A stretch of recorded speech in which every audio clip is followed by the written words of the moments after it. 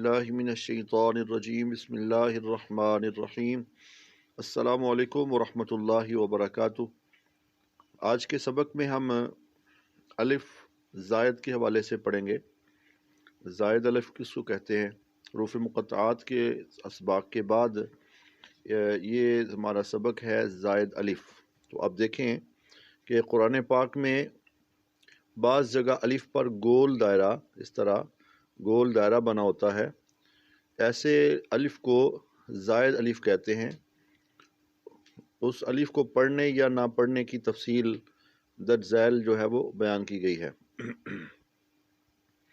इन 6 कलिमात में ज़ायद अलिफ को वक्फ यानी रुकने की सूरत में पढ़ेंगे, लेकिन वसल यानी मिलाकर पढ़ने की सूरत में नहीं पढ़ेंगे। यानी जब यहाँ वक्फ करेंगे तो इसको पढ़ा जाएगा, और जब आगे मिलाएंगे तो इस सूरत में इसको नहीं पढ़ेंगे। ये ऊपर ये देखिए, ये अलीफ के ऊपर जो है वो गोल दायरा लगा हुआ है, यहाँ भी है। तो इनका कायदा इस तरह से है। तो ये ज़ायद अलिफ का मतलब ये है कि पढ़ने में नहीं आएगा। ज़ायद का मतलब ये नहीं कि ज़रूरत से ज़ायद है तो इसका लिखना जो है वो बामकसद है, लेकिन पढ़ने के लिए ये समझें कि साइलेंट है। यानी बाज़ रूफ जो हैं वो लिखने में आते हैं लेकिन पढ़ने में नहीं आते। जैसे हम लफ्ज़ इंग्लिश में राइट लिखते हैं तो उसके स्पेलिंग तो और हैं, लेकिन डब्ल्यू पढ़ने में नहीं आता। ऐसे ही नॉलेज है तो के तो स्टार्ट में आता है लेकिन पढ़ने में नहीं आता।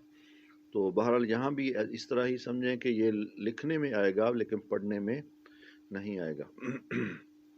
तो ज़ायद इसका मतलब ये नहीं है कि ये ऐसे ही इजाफी डाल दिया गया है। तो इसका लिखने का मकसद तो है, लेकिन पढ़ने का तरीका ये है कि वक्फ की सूरत में पढ़ेंगे, लेकिन अगर इसको हम मिलाकर आगे पढ़ते जाएंगे तो फिर उस वक़्त इनको नहीं पढ़ा जाएगा। मसलन वक्फ की वक़्त पढ़ेंगे लाकिन्ना, ये वक्फ की सूरत है। लाकिन्ना अज़्ज़ुनूना अर्रसूला अस्सबीला क़वारीरा आना। तो जब ये वक्फ की सूरत में है इस तरह पढ़ा, लेकिन जब हम आगे मिलाकर पढ़ेंगे तो उस सूरत में इनको नहीं पढ़ा जाएगा। लाकिन्ना हुवल्लाह, लाकिन्ना, लाकिन्ना पढ़ेंगे, अलिफ को मद नहीं करेंगे। अज़्ज़ुनूना, तो अज़्ज़ुनूना मद नहीं करेंगे, अलिफ नहीं पढ़ा जाएगा, अलिफ मद। ज़ुनूना यानी ये आगे मिलाकर। अर्रसूला, तो इसको भी अलिफ मद्दा नहीं पढ़ा गया। अस्सबीला आगे जब पढ़ते जाएंगे तो फिर ये यानी अगली आयत साथ जो है मिलाकर पढ़ेंगे तो फिर नहीं पढ़ा जाएगा। क़वारीरा आगे जो अगली आयत स्टार्ट हो गई तो उस वक़्त इसको नहीं पढ़ा। तो इसमें एक लफ्ज़ और है कि कुरान पाक के इस कलमा यानी सलासिला, ये सूरत दहर में है, तो कि ज़ायद अलिफ को वक़फ़ में पढ़ना और ना पढ़ना दोनों तरह जायज़ है।